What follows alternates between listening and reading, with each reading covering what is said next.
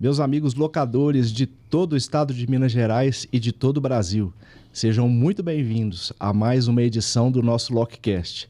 O LocCast, você já sabe, é a iniciativa do Sindilec de Minas Gerais para levar para você informação, levar para você todos os elementos necessários para que você possa tomar as melhores decisões do seu negócio. A gente fala de mercado, a gente fala de projeções e a gente coloca aqui na mesa e chama pessoas que são relevantes e que vão impactar diretamente na sua tomada de decisão.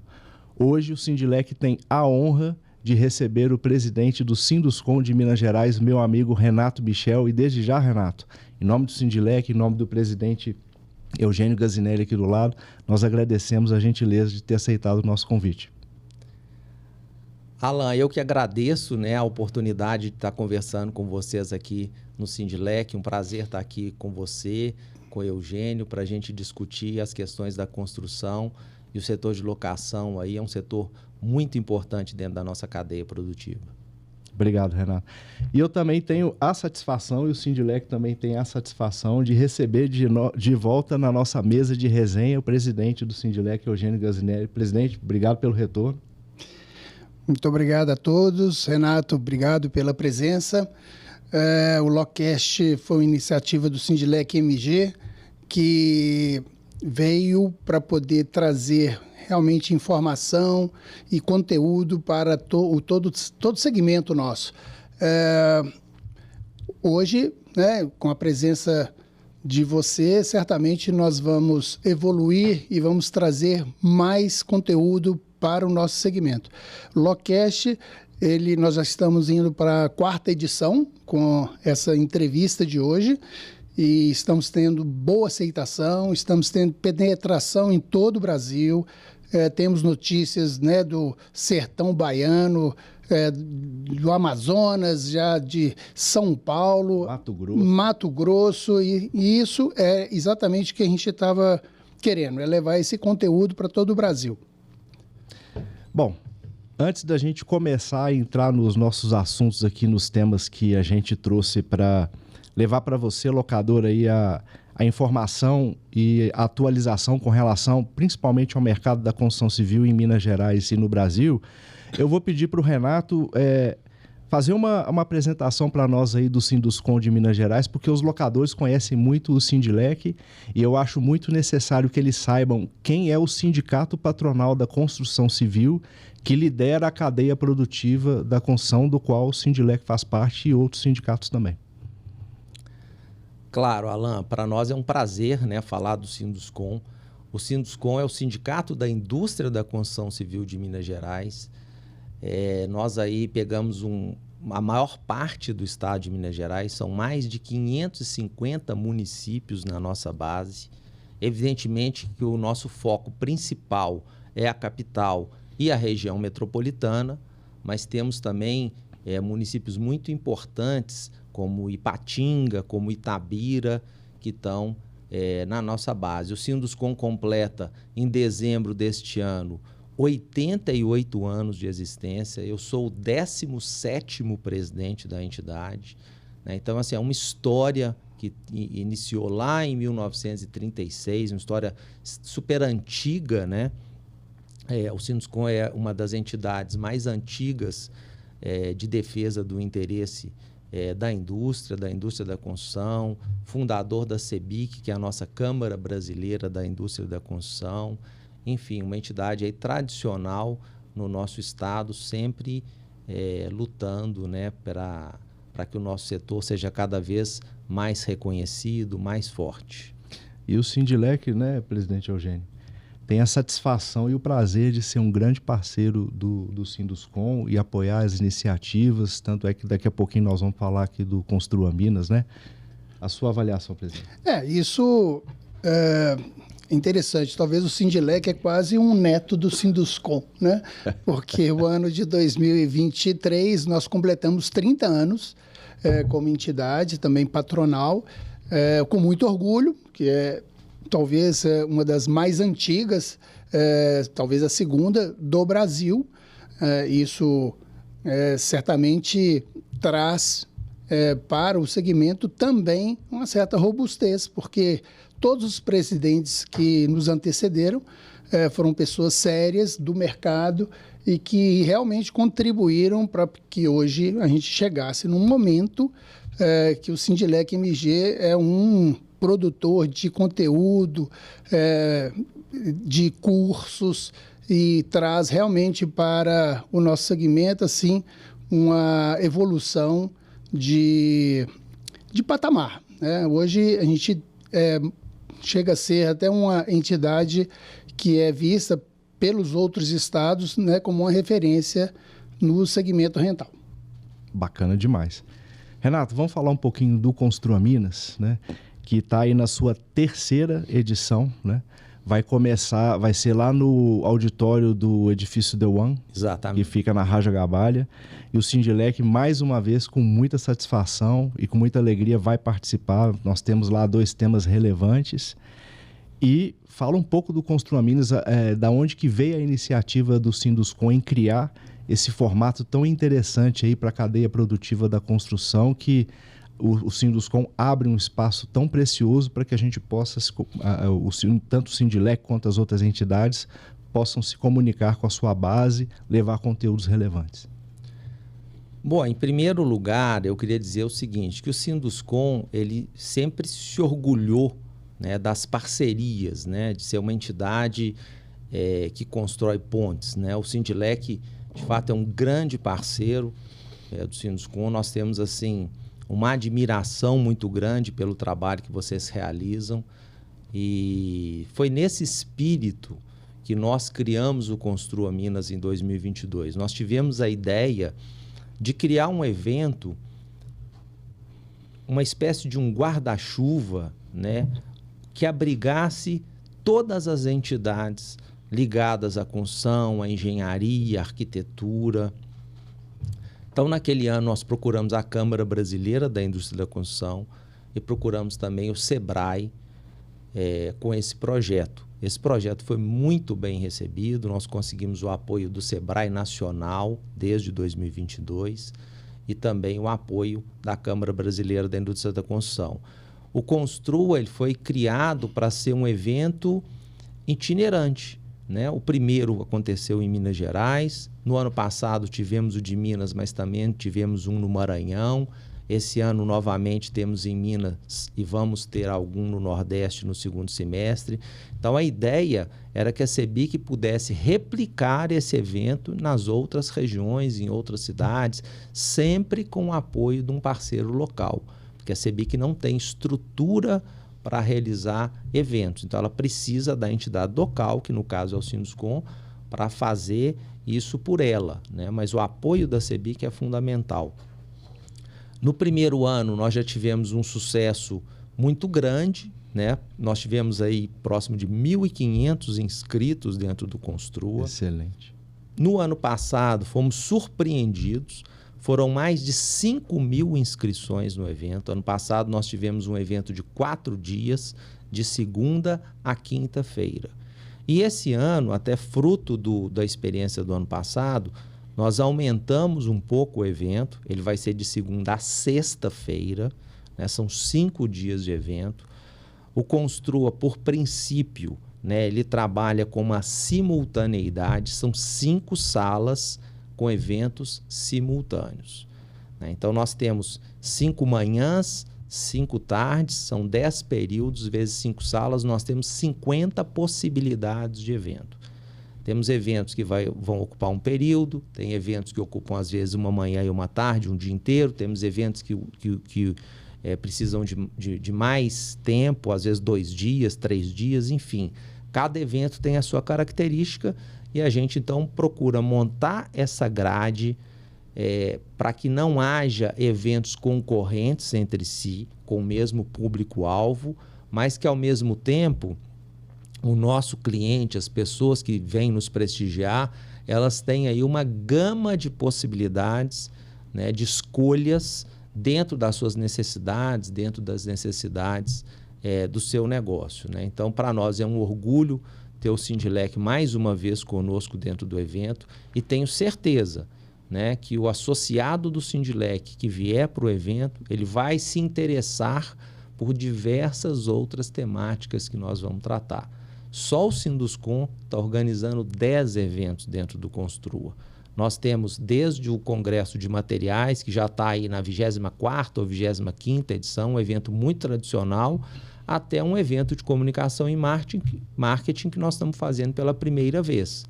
Então, a gente tem eventos na área jurídica, na área técnica, na área de instalações, na área do cimento, na área da locação, na área de pessoal, né? O Sinduscon tem a comissão de relações trabalhistas que vai realizar um evento. Então, assim, eu convido as pessoas para entrarem no nosso site, construaminas.com.br. O site já está no ar, a grade já está disponível, e consultar, né, aqueles eventos que ela possa ter interesse. A maioria dos eventos são gratuitos, apenas 5 eventos do Construa tem uma inscrição simbólica, mas a maioria deles é gratuito. E é muito importante a gente ressaltar que o empresário ele precisa ficar o tempo todo, né, Eugênio, sempre muito bem informado dentro daquele mercado que ele atua. Então, a construção civil,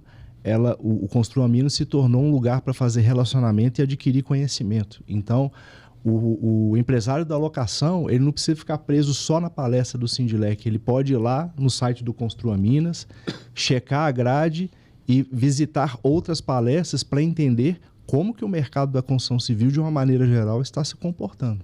Sem dúvida nenhuma, né? Além dessas 5 salas com seminários, congressos, palestras, nós vamos ter esse ano também uma grande área dentro do The One, com mais de 1.000 metros quadrados, onde a gente vai ter stands, né, de patrocinadores, nós vamos servir o coffee nessas áreas, nós vamos ter no final da tarde os fins de tarde, né, um evento tradicional do Sinduscon, nós vamos ter fim de tarde de terça a sexta, então todos os dias nós vamos ter um happy hour no Construa Minas. Essa área tem uma varanda muito bonita, com uma vista espetacular. Então, assim, eu acho que esse ano nós vamos estar muito bem instalados, com muito conforto dentro do The One, que é um dos melhores locais de evento de Belo Horizonte.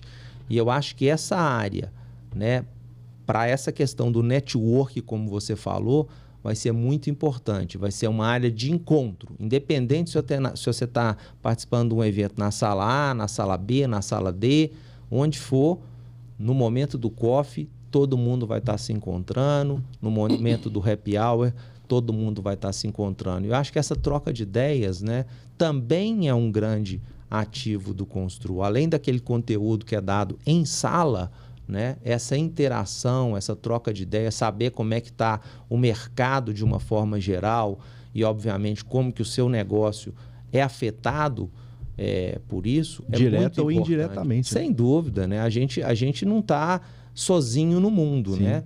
Uma empresa de locação, ela tem que estar muito atenta ao desempenho do setor da construção, que é o seu cliente principal, né? Se a construção cresce, o setor da locação vai crescer junto. Se a gente não cresce, o setor também vai ter mais dificuldade de crescer. Então, é preciso que o locador ele esteja antenado, né? Participando não só do evento do Sindilec, que eu tenho certeza que vai ser um sucesso. Inclusive, adianto, né, que as inscrições do evento Sindilec estão muito avançadas. Então, quem quiser participar, corra lá no site, faça a sua inscrição para o evento do Sindilec, porque a qualquer hora ele vai se esgotar. Porque mais da metade já foi. Já foi. E começamos a divulgar esses dias para trás. Você vê, Alan, nós estamos há um mês do evento, né? O nosso evento começa no dia 19 de agosto e já temos mais de 1.000 inscrições. Que coisa fantástica, para o evento. Né? E nós também estamos muito felizes, né? Porque realmente é conteúdo que nós estamos levando para os interessados. Já temos solicitações do interior, né, de Minas e também de outros estados, se não há a possibilidade de a gente também transmitir, né, ao vivo este evento. É claro que isso tem custo, mas o Sindilec está disposto a levar esse conteúdo até mesmo para fora daquela sala. E isso traz uma modernidade, isso traz assim, uma amplitude muito grande para o evento. A gente tem assuntos relevantes que vão ser tratados esse ano, né? E está muito feliz de estar participando. Feliz também de ter presidentes de entidades, né, que querem exatamente subir a régua em termos de conhecimento, de levar conhecimento para o público. E isso é importante para toda a cadeia, né? Quando você leva informação, o nível sobe, né? E aí isso fica bom para todo mundo. Até mesmo, nós estamos falando de empresários, mas isso chega até mesmo, né, na cadeia dos nossos colaboradores. É isso mesmo, Eugênio. Eu acho assim, você falou muito bem, né? O Construa, ele é um evento técnico, é um evento que visa trazer conteúdo, né? Vão ser mais de 150 palestras durante o Construa Minas, em todos os seus eventos paralelos, né? A gente acaba abrindo uma área distante para atender, né, alguns patrocinadores, mas o objetivo do Construa nunca foi ser uma feira, né? Eu entendo que o conteúdo é o mais relevante para as empresas hoje, né? A gente vive uma fase de muitas mudanças, tanto em termos de tecnologia quanto mudanças culturais. Estamos saindo de uma Covid aí que mudou muito o mercado imobiliário, né? Então, eu acho que esse tipo de evento ele tem um papel fundamental. E eu gostaria de citar também a reunião do Conselho de Administração da CEBIC, da Câmara Brasileira da Indústria da Construção, que acontece aqui no dia 20 de agosto, numa terça-feira. É a terceira vez consecutiva, o terceiro ano consecutivo que a gente traz a reunião da Câmara para dentro do Construa. Então, um orgulho muito grande. Nós vamos ter aqui conosco, além do presidente da CEBIC, o meu xará, o Renato Correia, colegas nossos, presidentes de Sinduscon do Brasil inteiro. O Alan citou que tem associados na Bahia, né? O Sim. Alexandre Landim, por exemplo, presidente do Sinduscon da Bahia, já confirmou a presença. Então, a gente vai ter aí um número muito grande. Então, também para quem vier, né, para o evento, ter contato com essas pessoas, de repente, é muito importante. No dia 20, eu vou fazer questão de ir lá e assistir essa reunião da CEBIC, porque para nós, da locação e para todas as outras entidades, é extremamente importante. Fundamental a sua participação. Obrigado, presidente. Vamos entrar agora nos temas que são aqueles temas mais... que dão assim a gente precisa falar disso. Às vezes é um pouco difícil, mas a gente tem que tocar no assunto. Renato, hoje nós estamos aí finalizando o segundo ano de governo Lula, na terceira edição. O ano de 2023 a gente entende que foi um ano de transição, né? Muita coisa no ano de 2023 teve um reflexo do final do governo Bolsonaro, que foi um governo fantástico. E hoje, qual que é, dentro do ano de 2024, agora a sua análise do primeiro semestre, né? Nós estamos bem no meio do ano, e a sua avaliação do que vai ser o segundo semestre, mas de uma maneira geral, né? Como é que está se comportando e quais são os desafios hoje da construção civil em Minas Gerais? Aonde que a gente está esbarrando aí para a construção civil poder avançar mais? Veja bem, a gente começou 2023 com uma insegurança muito grande, uma mudança de governo, seja ela qual for, né? Ela traz uma mudança, né? Ela pressupõe uma mudança. Então, é óbvio que o empresário fica aguardando, né, os primeiros anúncios, os ministros, para tentar entender, né, qual que vai ser a dinâmica desse novo governo que se instala. Mas eu posso dizer que, para a construção civil, o ano de 2023 foi um bom ano, né? A gente vinha aí de anos recordes, né, em função da pandemia. Eu digo que as pessoas, as famílias, elas ressignificaram o valor do imóvel, né? Se a gente for lembrar, Alan, o único lugar onde a gente se sentia seguro era em casa. O único lugar que você tirava a sua máscara era em casa. Então, isso fez com que as pessoas valorizassem ainda mais o imóvel, a casa própria, né? A casa própria sempre foi valor para a família brasileira, mas eu digo que durante a pandemia isso ganhou uma outra dimensão. Então, as pessoas foram às compras buscando uma moradia mais confortável, mais adaptada a essa nova realidade do trabalho online, né? Muitas pessoas continuam ainda numa jornada híbrida, alguns dias vão ao escritório, outros dias permanecem em casa. Então, você tem que ter um espaço na sua casa preparado, né? Para que você, confortável, para que você possa desempenhar as suas tarefas. Isso fez com que o mercado imobiliário tivesse um crescimento gigante, né? 2021 foi o melhor ano da história, foi o recorde. 22 um pouco abaixo, mas foi o segundo melhor ano, e 23 ele ficou ali muito próximo de 22. Então, acho que essa ansiedade, os primeiros meses do ano, eles foram realmente mais fracos.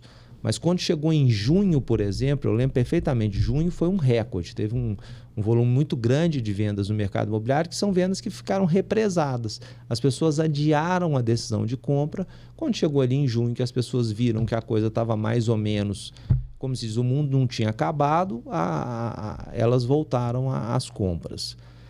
No final do ano passado, eu dizia, né, que a construção estava condenada a crescer em 24. Por que eu dizia isso? E isso vem se confirmando ao longo do ano de 24. Porque o governo Lula ele trouxe, né, um novo olhar para o Minha Casa Minha Vida. Preciso reconhecer isso, né, que para o Minha Casa Minha Vida foi uma mudança importante.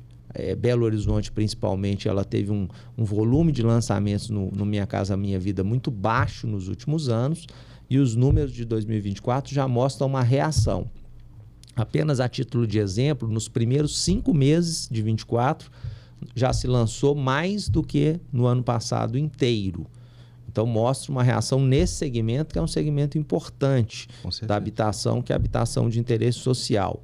Além disso, a gente tem esse ano as obras do PAC, que impactam o setor de infraestrutura, e as obras eleitorais, vamos dizer assim. A gente sabe que um ano eleitoral, em tese, ele tem um maior volume de obras de infraestrutura. Os prefeitos querem entregar obras, né? Principalmente aqueles que estão buscando uma reeleição.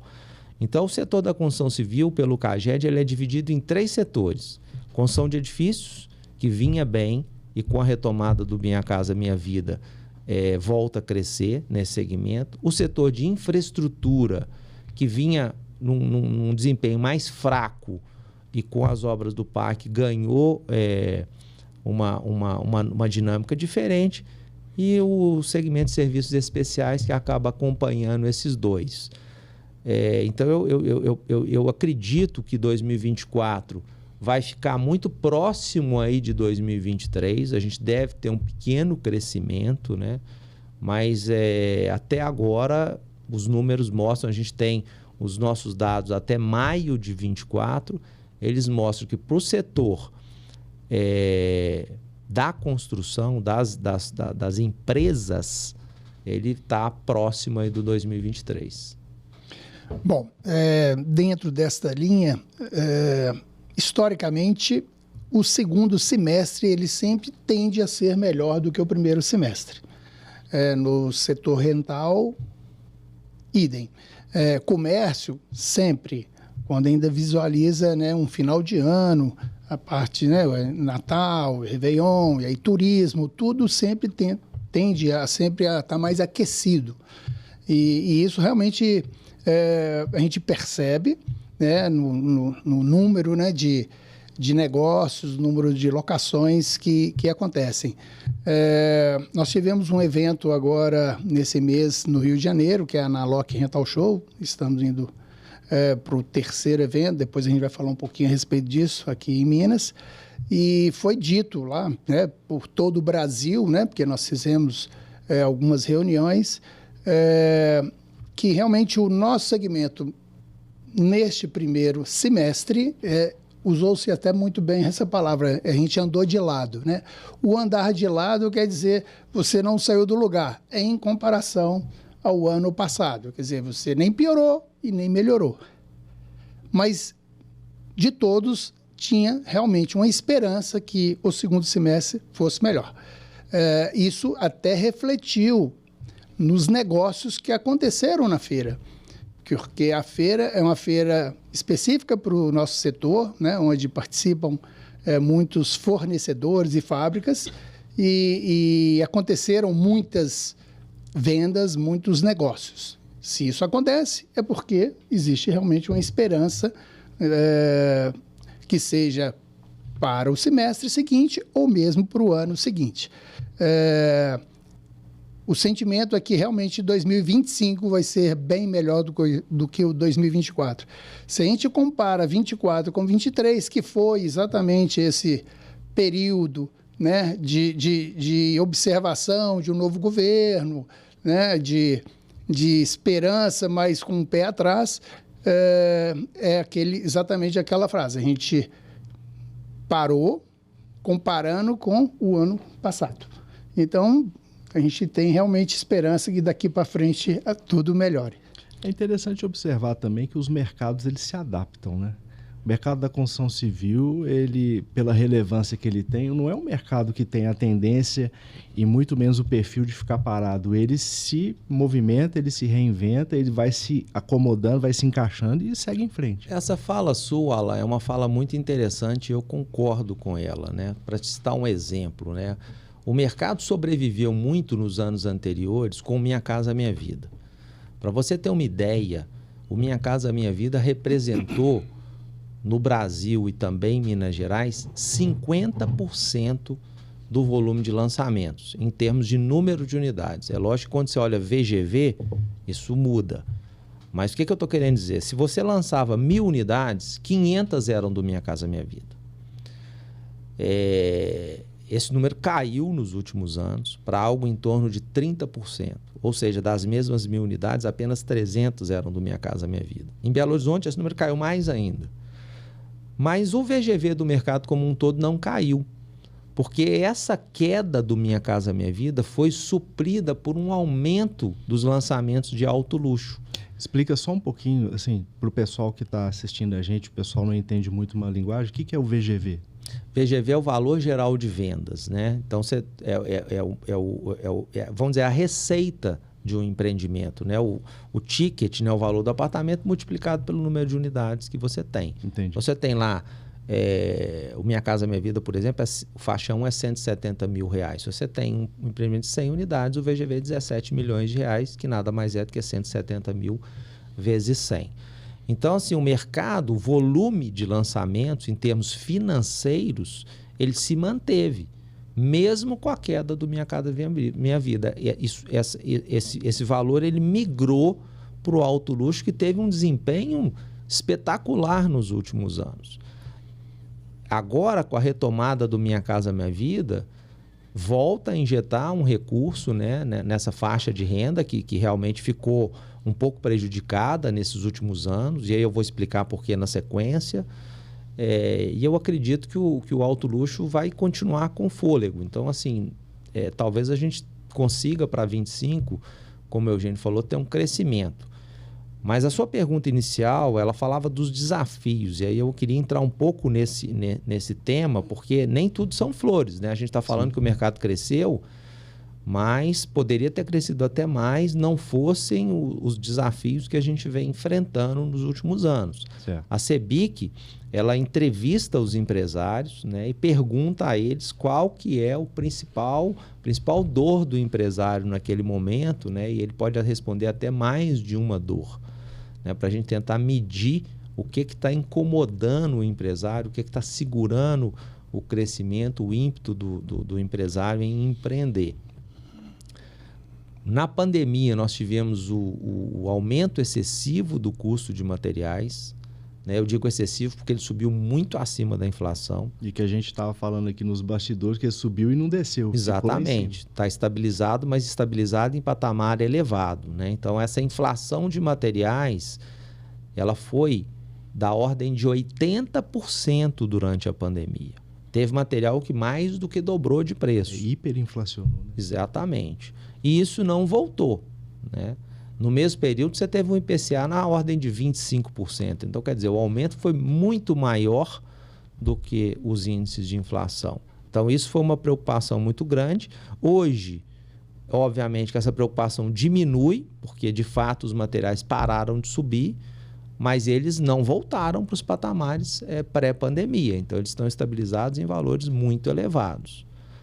Outra questão que incomoda muito e incomodou muito nesses últimos anos é a taxa de juros, né? Os empreendimentos imobiliários, os adquirentes, eles vão precisar de financiamento imobiliário em maior ou menor escala, principalmente no Minha Casa Minha Vida. Minha Casa Minha Vida, 85% do valor do imóvel é financiado. Às vezes até 90% em financiamentos hoje que chegam a 35 anos. É isso que viabiliza o mercado, é uma prestação menor do que aluguel, que faz com que a pessoa saia do aluguel e adquira a sua casa própria, porque no fundo ela está pagando menos por uma coisa que, ainda que no longo prazo, será dela, né? Ela tem a propriedade desse imóvel, além de ter um imóvel mais confortável, com água tratada, com esgoto, com tudo que é recomendado pelas nossas normas, né? E essa taxa de juros no patamar que está, mesmo com essa queda dos últimos meses, ela é muito penosa, né, para o adquirente. Ele é um juros muito alto, né, para o financiamento imobiliário. Infelizmente, eu não vejo possibilidade de queda dessa taxa no curto prazo, por uma questão até internacional. Os juros nos Estados Unidos estão muito alto, no mundo inteiro. E a gente sabe que os juros no Brasil vai ter que ser um pouco mais alto que os Estados Unidos mesmo. Então, assim, a gente está vendo uma dificuldade dessa taxa de juros Selic cair para um dígito aí abaixo de 10%. Existe uma expectativa com a mudança da presidência do Banco Central agora, Roberto Campos Neto saindo, né? Acho que é o Galípolo que está cotado aí para poder assumir, que essa taxa tem uma expectativa de ser, né, Eugênio, ela ser, vamos dizer assim, redimensionada para poder acomodar os interesses da construção civil em poder viabilizar o financiamento dos imóveis. Eu acho assim, eu acho complexo isso, porque eu acho assim, por mais que o governo queira que a taxa caia... E não pode ser na canetada. Não pode ser numa canetada. Isso pode custar muito caro lá na frente. Eu acho que o governo tem que trabalhar a questão fiscal, que eu acho que hoje é o calcanhar de Aquiles desse governo. A gente vê assim... Que é onde o nosso presidente está se mostrando totalmente apático a falar desse assunto. Exatamente. Né? Eu acho que o governo precisa ter atenção na questão fiscal para que a gente possa ter uma queda de juros sustentável. Né? Eu acho que a taxa de juros, quando ela foi a 2%, ela caiu demais. O Brasil não tem condição de manter uma taxa Selic de 2%. O sonho da construção civil é ter uma taxa aí na faixa de 6% por um longo período. Para nós é muito ruim quando a taxa vai a 2, vai a 14, volta a 2, vai a 14. Aquele gráfico de serra, né? Esse gráfico de serra é terrível, porque o nosso ciclo de produção ele é muito longo. Entre a compra do terreno, aprovação de um projeto, registro de incorporação, venda, construção, entrega para o cliente, são 4, 5 anos. Às vezes você pega 3 governos diferentes. Então, como é que você lança numa taxa e vai repassar para o seu cliente numa taxa totalmente diferente? O poder aquisitivo dele no momento da compra era um, no momento da entrega é outro completamente diferente. Porque muitas vezes as regras do financiamento elas não ficam travadas, elas vão depender da variação da taxa de juros do período de obra, né? Então, enfim, isso é muito complexo para o mercado tratar. Então, a taxa de juros é algo que é muito preocupante para o nosso setor. O Minha Casa Minha Vida, né, que são os imóveis até 350 mil, eles têm um funding do FGTS, que é um pouquinho mais barato. Imóveis acima desse valor vão ser financiados pelo SBPS, Sistema Brasileiro de Poupança e Empréstimo, né? Que tem um custo um pouco mais elevado. Mas mesmo assim, hoje em dia, a gente pode dizer assim, que a gente está afastando o sonho da casa própria da família brasileira, né? Com a taxa de juros atual, que vai implicar numa prestação maior para o adquirente, você está tirando famílias do jogo. Famílias que não vão ter renda para financiar o seu imóvel, né? Isso é muito grave no nosso setor. Por fim, um terceiro ponto né, que tem aparecido hoje no topo da lista de preocupação dos empresários é a questão da falta de mão de obra. Eu acredito que vocês estejam vivendo isso também no setor de locação. Mas o setor de construção civil, ele tem uma situação que eu acho que agravou muito isso.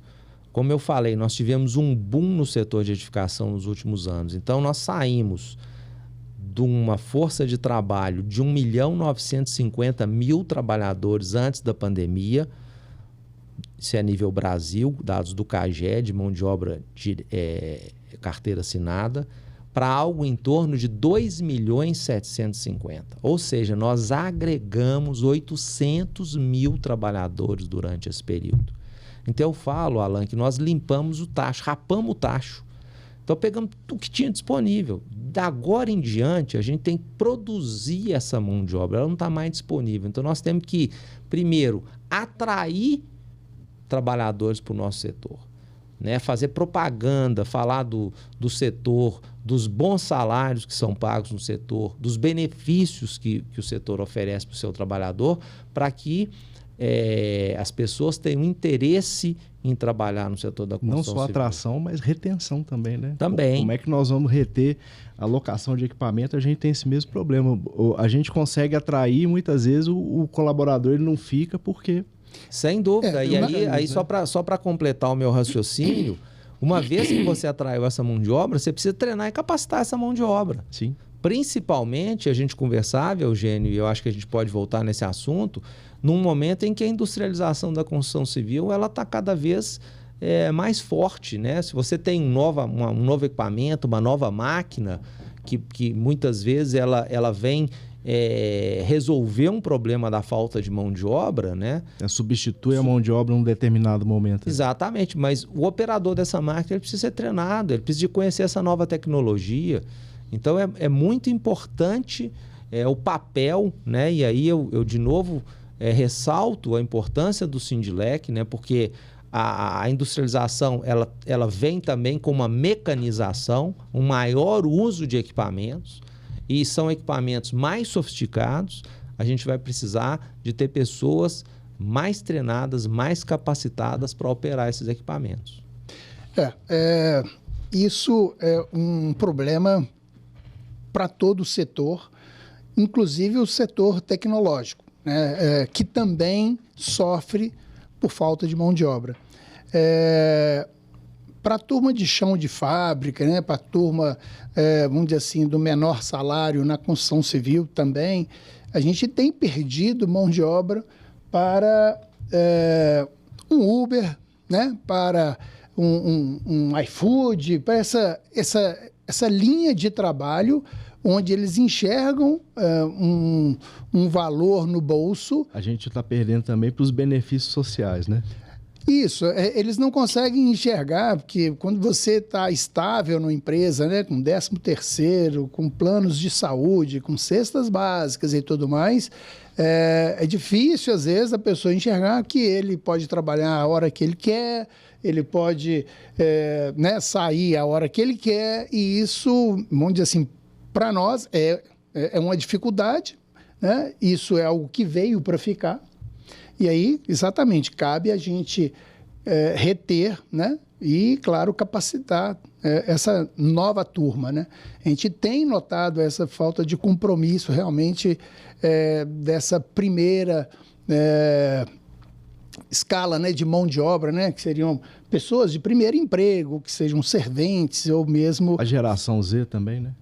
Isso dizem que é o nem trabalha e nem estuda, né? E às vezes gosta realmente de ficar ali, né, no celular. Um outro item muito importante, mas assim, depois a gente pode voltar realmente a falar em mão de obra, é o patamar que o dólar está, né? Isso para a gente, né? Certamente também para toda a cadeia da construção civil, que também trabalha com insumos importados, né? E isso impacta muito, né? Não sabemos até onde esse dólar vai ficar, ou por quanto tempo vai ficar, mas, por enquanto, não está sendo, vamos dizer assim, transmitido esse aumento para os equipamentos adquiridos por nós. mas certamente no segundo semestre isso já vai impactar.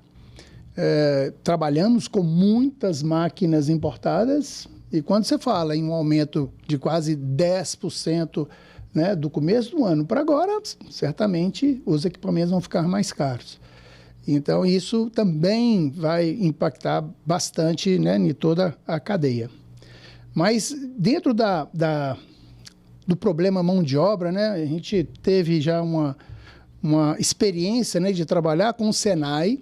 A gente tem feito estamos no 3º ano, né, de curso profissionalizante, né, para mecânico específico, né, de máquinas e equipamentos rental, e para poder exatamente melhorar, né, e colocar essa turma no mercado, subindo um pouco a régua, né, com uma melhor capacidade para poder atender.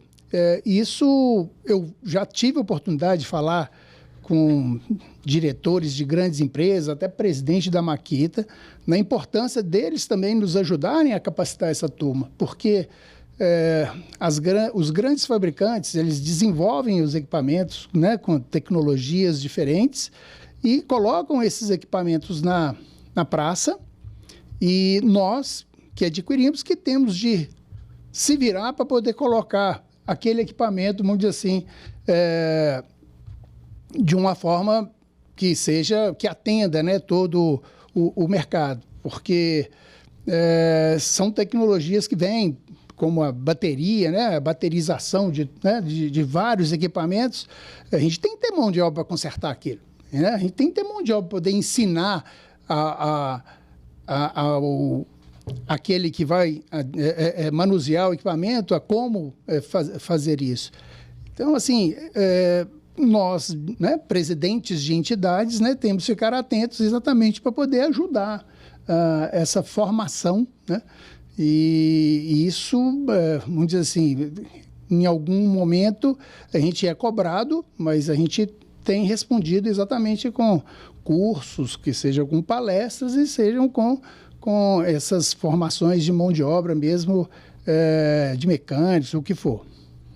Renato, Só complementar, fazer um comentário, na realidade, Alan, se você me permite, sobre a fala do Eugênio, que eu reputo assim, muito importante a fala dele, principalmente quando ele fala do Senai, que sem dúvida é um grande parceiro, né? Muito importante o envolvimento do Senai nesse momento onde a gente vive aí, eu diria até um apagão de mão de obra, né? O Senai ele foi criado, né, o SESI-Senai, o Sistema S de uma forma geral, ele foi criado na década de 40 por Getúlio Vargas, que viu que o Brasil ia entrar numa fase de industrialização e que os seus funcionários precisavam, naquele momento, ser treinados e capacitados. Então, o Senai ele funciona como um fundo, né, que recebe um recurso para esta educação, para essa capacitação, para esse treinamento, né? Para quem não sabe, nós recolhemos compulsoriamente 2,5% sobre a folha de pagamento para o SESI e Senai. 1,5% vai para o SESI e 1% vai para o Senai. Então, para o empresário entender, para cada R$1 milhão de folha, ele destina R$25 mil para o Sistema S, né? E é importante que o Senai nos devolva esse valor, né? Retribua esse investimento que a gente faz em treinamento e capacitação gratuita, né? O Senai hoje ele trabalha para a construção civil, mas muitas vezes cobrando novamente para treinar os funcionários. A gratuidade no Senai ela está toda concentrada no aprendizado, no jovem aprendiz, no menor aprendiz. E aí eu descobri uma situação que para mim também é muito injusta. Óbvio que a gente depende de legislação para alterar.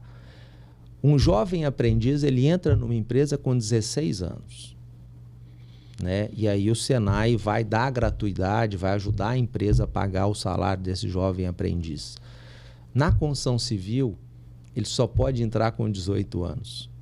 né? Porque a construção civil é tida como uma atividade perigosa, entre aspas. Eu digo entre aspas porque eu não vejo nenhuma periculosidade num menor trabalhar como pintor, trabalhar como encanador, trabalhar como eletricista. Eu acho que tem muitas funções na construção civil que poderiam ser desempenhadas já com 16 anos. E o que acontece com a construção civil? Né? Esses 2 anos são muito, muito ruins para nós, esse ato de 2 anos. Porque um jovem que foi por uma carreira, por um determinado segmento, nunca mais a gente coloca a mão nele. Ele não vai ficar 2 anos trabalhando numa padaria, num supermercado e depois vir para a construção civil. Ele já começou uma carreira num outro segmento. Então, eu acredito que a gente perdeu esse jovem. A gente acaba tendo uma dificuldade muito grande na captação de mão de obra, também por conta dessa defasagem de 2 anos.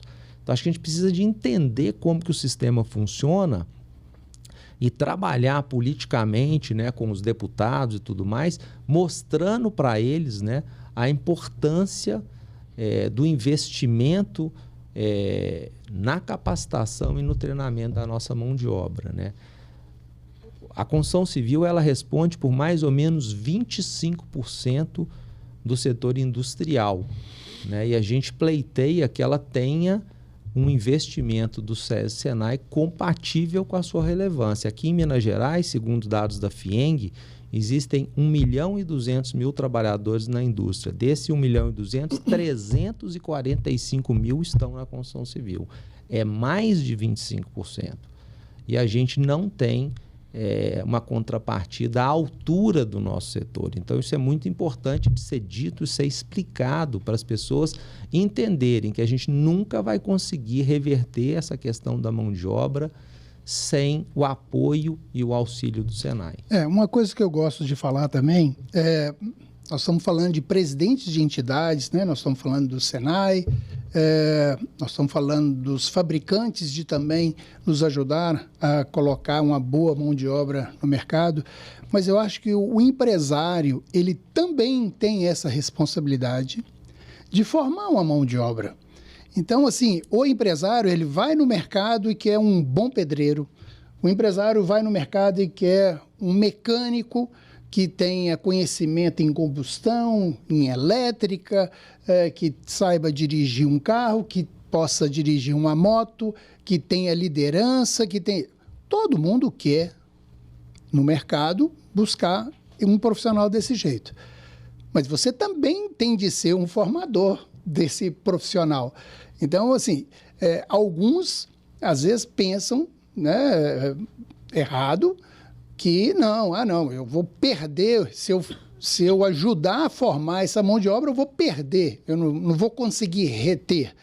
E aí a gente fica, vamos dizer assim, na prateleira de baixo, sem ter essa turma disponível no mercado. Então, assim, cada empresário também tem de estar consciente da importância dele ajudar a formar uma boa mão de obra. Concordo plenamente, Eugênio. Eu acho assim, o empresário ele tem receio de treinar porque o turnover no nosso setor é muito alto, né? Então eu falo, para que eu vou treinar se esse cara daqui a pouco vai sair? Mas ele tem que entender que é uma bola de neve do bem, que ele treina, o funcionário vai embora, mas ele recebe um que o outro treinou.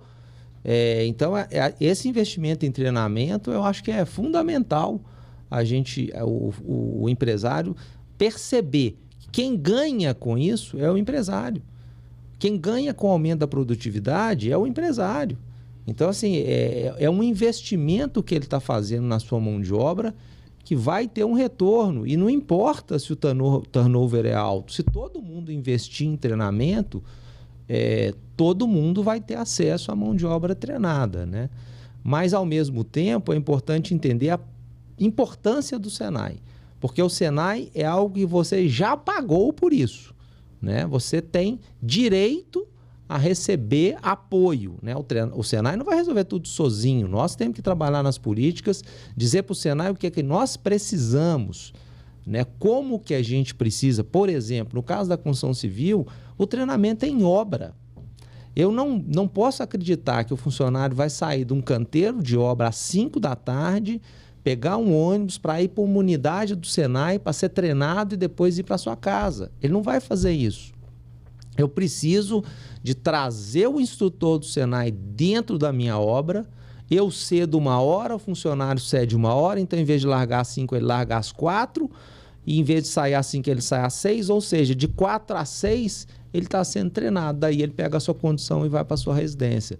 A gente precisa entender, né, como motivar o nosso funcionário para que ele se interesse pelo treinamento, né, para que seja uma coisa confortável também para ele, né? Porque sair da obra, ir para o treinamento, às vezes fazer o treinamento um sábado é mais complexo. Então a gente precisa trazer a estrutura do Senai para dentro do nosso canteiro de obra, e a gente tem, de uma certa forma, uma facilidade, porque o canteiro de obra, a partir de um determinado estágio, você tem ali grandes áreas, grandes vãos, que você pode tranquilamente criar ambientes de estudo, de capacitação, de treinamento.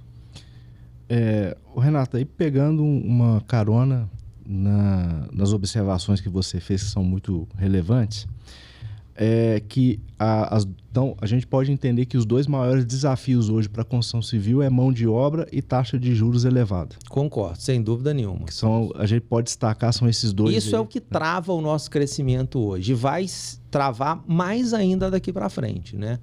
Eu acho que o crescimento da construção civil, ele fica comprometido com a falta de mão de obra, evidente. Se você não tem mão de obra, você não vai conseguir produzir. Sim. Né? A mecanização, a industrialização é uma alternativa, mas também não é uma coisa que acontece da noite para o dia. Sim. Né?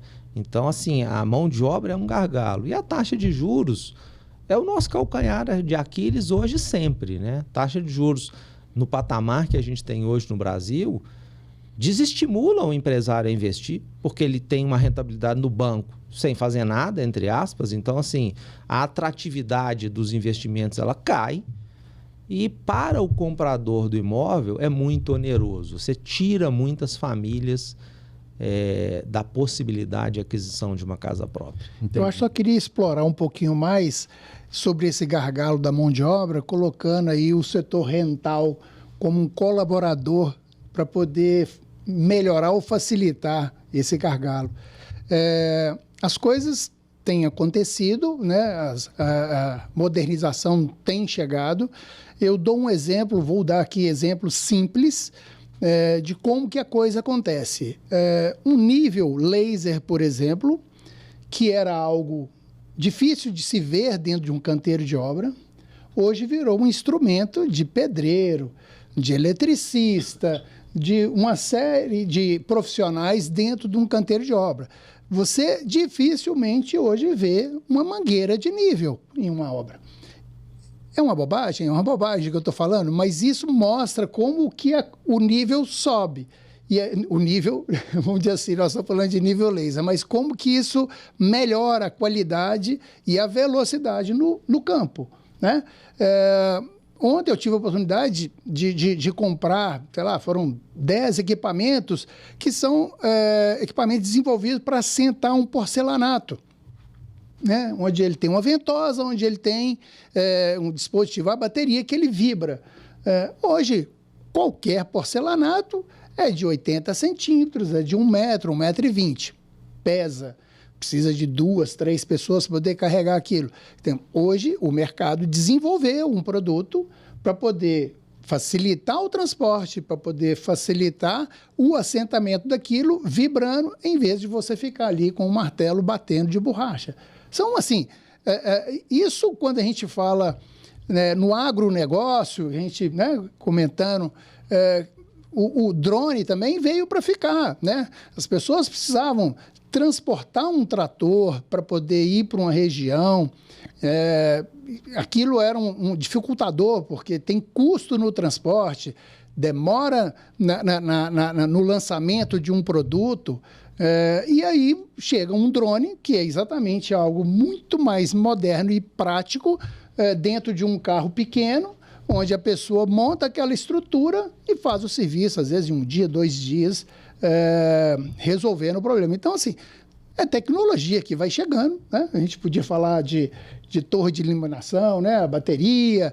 A gente podia falar de uma série de outras coisas, né? De exatamente equipamentos, a bateria dentro de um canteiro de obra, que facilitem muito. Então, assim, nós estamos atentos, nós, setor rental, atento para poder levar essa nova tecnologia que está sendo desenvolvida pelos fabricantes com uma velocidade grande para a construção civil.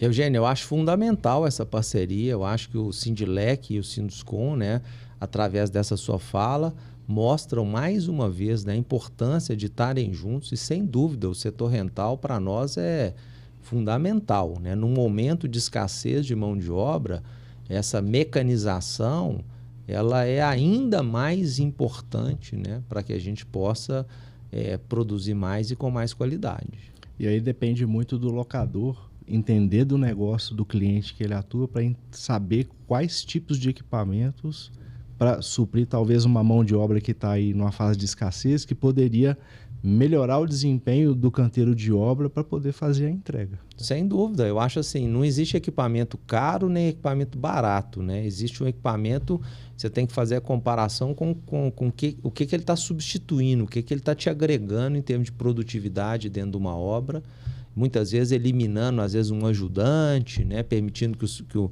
servente, o pedreiro, através de um equipamento desse possa trabalhar até sozinho no assentamento de uma peça grande, que é mais pesada.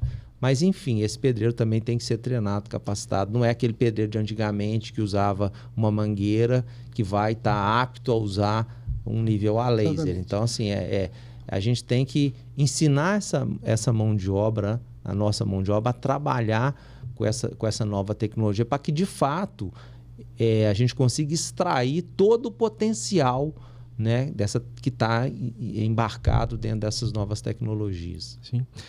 Até para o locador, o empresário da locação que está assistindo a gente agora, para ele entender que o segmento rental, ele é não coadjuvante, mas ele é participante ativo na manutenção da continuidade das obras, porque se você não sai da sua locadora para visitar o canteiro de obra do seu cliente e você não entende qual que é a necessidade dele, porque andaime é commodity, score é commodity, a betoneira é commodity, o martelo, o compactador, toda locadora praticamente tem isso. Agora, quem que entrega a solução para o construtor?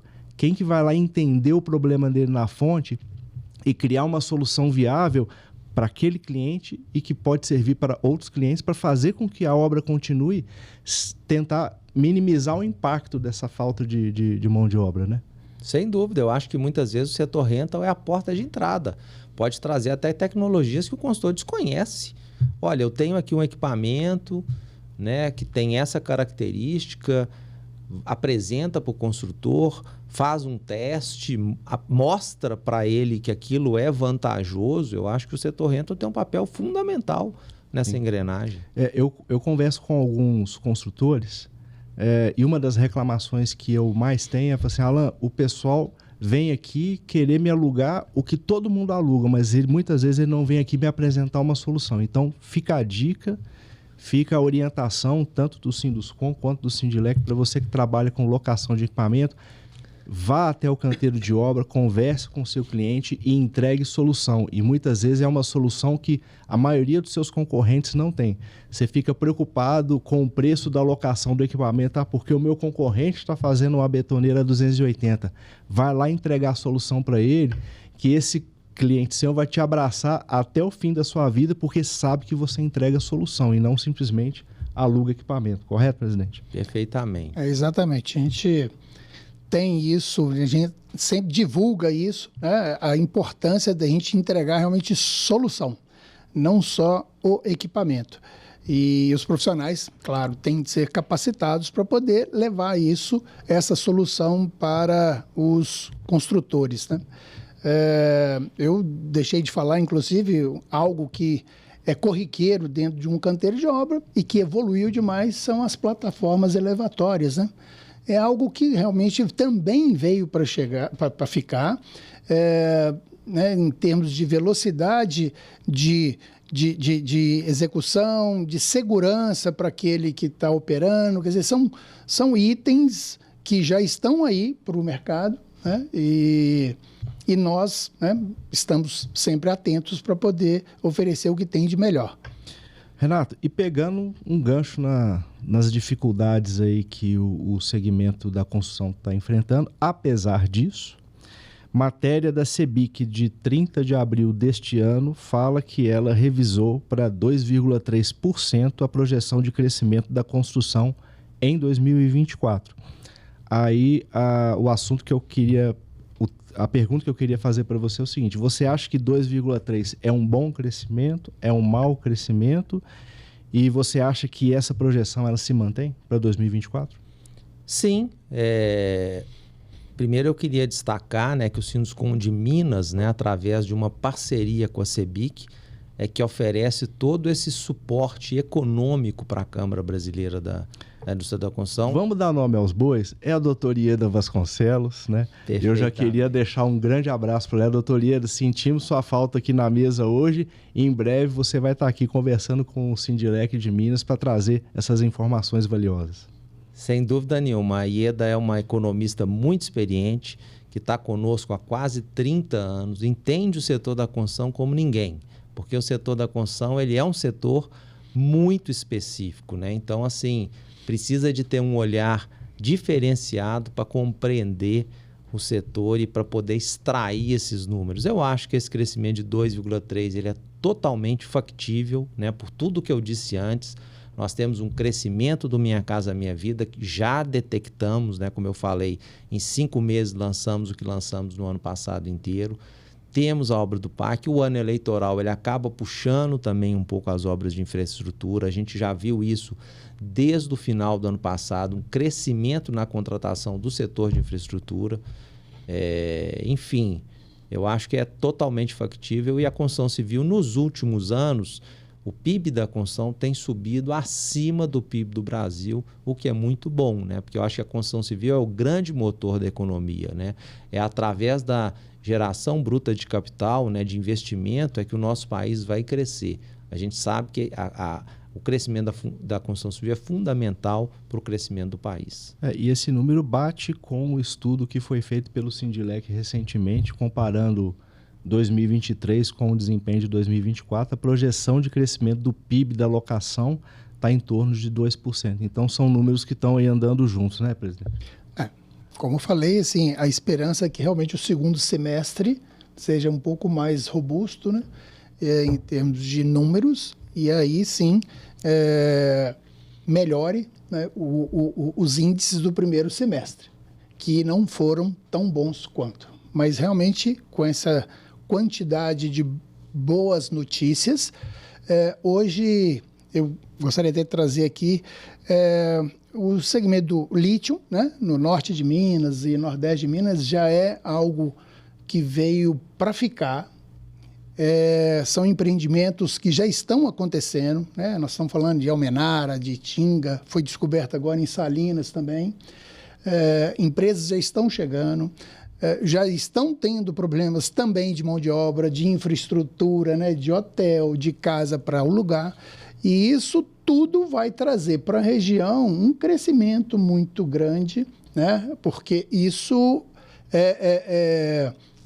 está sendo visto já pelo mundo inteiro. Então, são empresas, né, internas, até tem uma participação, se não me engano, estatal, mas empresas de fora do Brasil interessadas em investir na retirada, e, claro, na produção do lítio. Quando a gente fala do marco também saneamento, é algo também que vai acontecer, já está acontecendo, mas que vai trazer um movimento grande para a construção civil. Então, assim, são notícias boas, né, que a gente tem, mas que vai demandar um pouco de tempo, mas isso realmente vai trazer para a economia um retorno bom. Isso, assim, para todo o segmento, né, da cadeia da construção civil, aí nós vamos falar do rental, do fornecedor da linha amarela, isso tudo impacta na economia, né? Perfeito. E vamos falar do pomo da discórdia que está tomando as manchetes do Brasil inteiro praticamente, para todo lado que eu leio, só está se falando disso, que é a reforma tributária. Então, mais uma vez, pegando uma fonte aqui, que é a CEBIC, matéria até recente de 15/7, no site da CEBIC, está falando assim, abre aspas, reforma tributária, PLP 68 muda a carga tributária e aumenta os preços dos imóveis. Pergunto para você, Renato, pergunto para você, Eugênio, existe a possibilidade da reforma tributária feita como está atrasar o desenvolvimento e o crescimento da construção civil no país de uma maneira geral? Bom, Alan, primeiro eu queria esclarecer, né? Eu não sei assim o nível de conhecimento das pessoas, mas assim a reforma tributária, ela, vamos dizer assim, tem duas partes, né? A primeira parte, que foi aprovada pelo Congresso, reconheceu a construção civil como um setor especial, né? Nós tivemos ali uma meia vitória, que é o reconhecimento da construção civil no regime especial tributário, né? Preciso de entender a especificidade da construção civil. Só que, num segundo momento, a gente precisa da regulamentação desse regime especial tributário, que é o que nós estamos vivendo nesse momento.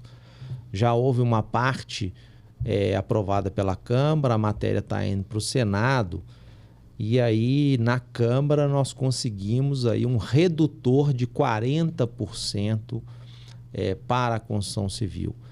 O nosso pleito para manter um equilíbrio, né, para a gente não ter aumento de carga tributária, é que esse redutor fosse da ordem de 60%. A CEBIC produziu os estudos, produziu todos os números, entregou isso para o Ministério da Fazenda, demonstrando, né, que se a reforma tributária de fato é uma reforma neutra, sem aumento de carga tributária, o redutor da construção civil precisa de ser 60% para manter a carga do setor. Não diminui e não aumenta, né? Infelizmente, a Câmara não percebeu da mesma forma, né? Entendeu a importância, reduziu, mas não na proporção que a gente precisava. Então, o que essa matéria traz é o seguinte: se de fato o Senado referendar o texto que saiu da Câmara com a redução de 40%, haverá um aumento de carga tributária na construção civil. E havendo um aumento de carga tributária, é óbvio que isso é repassado para o cliente, né? Então, os imóveis acabam ficando mais caros, né? Isso é tudo que a gente não quer.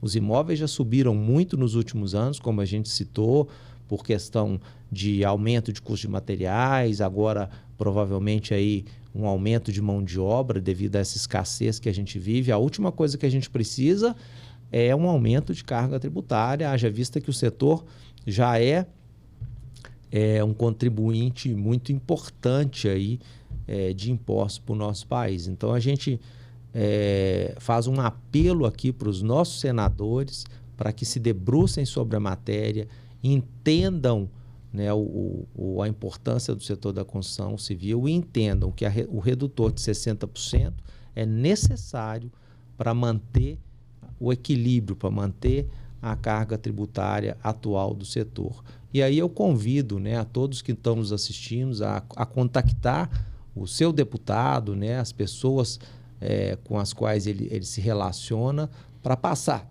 essa mensagem, né, porque o aumento do preço dos imóveis vai impactar o crescimento da construção civil e de toda a cadeia, né, principalmente o setor de rental. Aí as entidades precisam estar juntas e imbuídas nessa cobrança e nesse acompanhamento e participação, inclusive, para que a gente tente influenciar para que esse tipo de coisa não seja tão danosa para a construção civil e para a cadeia produtiva. Nosso sentimento é que o nosso setor realmente também vai ter um aumento de carga. Isso não vai acontecer já de imediato em 2025, né? Que isso vai ser implantado ao longo aí. Nós vamos começar a sentir talvez lá em 2027, que é o que é dito aí pelos economistas. Mas a nossa expectativa é que realmente haverá esse aumento de carga tributária. o nosso setor ele não contribui com ISS em algumas situações, né? E aí o ISS vai estar junto, né, de um pacote, né, de impostos, né? Você talvez não vai conseguir tirar, extrair, destacar esse imposto lá de dentro. Então, o que é sempre dito, que a modernização, né, a unificação de imposto, que isso vai trazer mais tranquilidade para as empresas e tudo mais, mas com os benefícios que foram dados, que seja para a cesta básica e para alguns outros segmentos, né, isso vai ter de ser tirado de algum outro empresário. Então, são duas coisas. Ou você repassa para o seu cliente, né, vamos dizer assim, esse aumento de carga, ou você tira da carne, né? Então, se você vai tirar do seu lucro, ou você vai transferir para o seu cliente esse aumento de carga. A gente está apreensivo, mas vai ser inclusive o assunto, né, do Sindilec em palestra, Minas, né, no Construa Minas. Então, certamente isso vai acontecer em agosto. Nós vamos ter provavelmente já aprovação ou não pelo Senado, e a gente vai estar mais apto, né, vamos falar assim, a falar de uma realidade já aprovada. Exatamente. E caso você não tenha feito sua inscrição no Construa Minas dentro do palco do Sindilec de Minas Gerais, um dos assuntos que a gente vai tratar é como a reforma tributária pode afetar a locação de equipamentos. Então, vai lá no site do Construa Minas, construaminas.com.br, ache lá o painel do Sindilec, faça a sua inscrição, e não somente no do Sindilec, mas em outros painéis também que são extremamente importantes e relevantes. Senhores, o papo é muito bom, né? A gente precisava de uma garrafa de uísque aqui no meio aqui para a gente continuar aqui para o resto do dia, mas para a gente finalizar, Renato e Eugênio, né? Na visão do Sinduscom, quais são as possíveis previsões ou cenários que a gente pode ter para 2025? Bom, eu acho que o cenário para 2025 depende muito da macroeconomia do nosso país, né? Eu acho que essa questão da reforma tributária é fundamental ainda, né? Como o Eugênio falou, que ela não tem uma aplicação imediata, eu acho que ela já impacta no ímpeto do empresário, né? De investimento. Eu acho que acaba psicologicamente afetando, né, todo mundo. Acho que essa questão fiscal do Brasil é fundamental. Sem uma melhoria da questão fiscal, nós não vamos conseguir reduzir a nossa taxa de juros. É importante que o governo fique atento, né, a essa questão. Enfim, eu acho que a construção civil está preparada para crescer, né? Mas a gente realmente depende de algumas questões que estão fora do nosso controle, vamos dizer assim, né? E se o governo permitir, né, eu tenho certeza que a construção civil vai ajudar o Brasil, como de fato vem ajudando, Alan. Nesses últimos anos, a construção civil tem sido muito importante nessa retomada pós-pandemia, e a gente quer ver a construção civil cada vez maior e com maior representatividade no PIB do nosso país. Bom, a esperança e o desejo realmente que 2025 seja um bom ano para o nosso setor.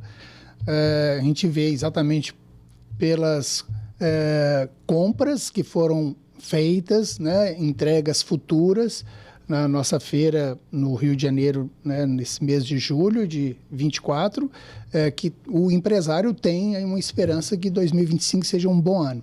Já foi dito aqui na mesa, né, o porquê da gente ter esse sentimento, né, de novos empreendimentos, de uma esperança, né, que esse ano, que na política, né, isso tem sempre uma demanda maior de entrega de obras e tudo mais, mas com certeza o ano de 2025, findado 2024 com a política, né, vamos dizer assim, caseira dos municípios, 2025 já vai ser impactado pela uma política já a nível nacional, né? Já se falar em novos candidatos para presidência e tudo mais. e isso vai, de alguma forma, provocar o governo federal, né, a desenvolver políticas que tragam, vamos dizer assim, melhorias em infraestrutura e que movimente mais a economia, né? O presidente vive falando que o Brasil precisa muito do governo federal e aí a gente espera, né, que, de alguma forma, esse governo traga, que seja recursos ou mesmo políticas que incentivem o nosso mercado. Exatamente. Bom, nós chegamos aí ao final do nosso LocCast. Queria agradecer, Renato, mais uma vez pela sua gentileza, pela amizade, você ter aceitado o convite do Sindilec de Minas a participar aqui da nossa resenha, trazer essas informações tão valiosas e te parabenizar pela sua condução à frente do Sinduscom, que é uma entidade que nós respeitamos junto. O Sindilec é um grande amigo do Sinduscom e tomara que você tenha a disponibilidade de vir aqui mais vezes trazer mais notícias para a gente. Obrigado. Olha, eu que agradeço. Para mim foi um grande prazer estar aqui nessa conversa com vocês hoje. Eu agradeço ao presidente Eugênio aí pelo convite, a você também, Alain, que eu parabenizo pelo excelente trabalho que vocês vêm fazendo aí na diretoria do Sindilec. Né? Como a gente falou, o Sindilec é de fundamental importância, principalmente nesse momento que a construção civil passa, e eu tenho certeza que juntos nós vamos encontrar as soluções para o nosso setor. Muito obrigado. Eu que agradeço. Presidente Eugênio, mais uma vez, muito obrigado por comparecer na nossa resenha. E não fique acanhado não, porque todas as vezes que a gente precisar, nós vamos te convocar para estar aqui, porque a sua presença é sempre muito importante. Obrigado. Tá, agradecer aqueles que tiveram a paciência de nos escutar até aqui, agradecer muito a presença do Renato Michel. Realmente, o Sinduscom é uma entidade de porte e que presta realmente um serviço de qualidade para o segmento empresarial e toda a cadeia. Também é referência a nível nacional. O LocCast realmente foi uma iniciativa do Sindilec MG, que veio para ficar. Hoje nós estamos completando a 4ª edição. Isso vai acontecer mensalmente, trazer conteúdo, qualidade desse conteúdo, informação para aqueles que não têm. Isso é de suma importância para todos nós. E esse é um compromisso da nossa diretoria, de levar conteúdo importante para toda a cadeia. Um abraço e muito obrigado e até a próxima. E eu queria agradecer você, locador e empresário que faz parte da cadeia da construção civil em Minas Gerais, para que você se inscreva no canal do Sindilec, que você possa curtir e compartilhar esse vídeo com aquele empresário que você sabe que precisa ter essas informações e ative lá o sininho para que todas as vezes que tiver uma nova publicação você não perder nenhuma novidade. Te vejo no próximo LocCast. Um abraço.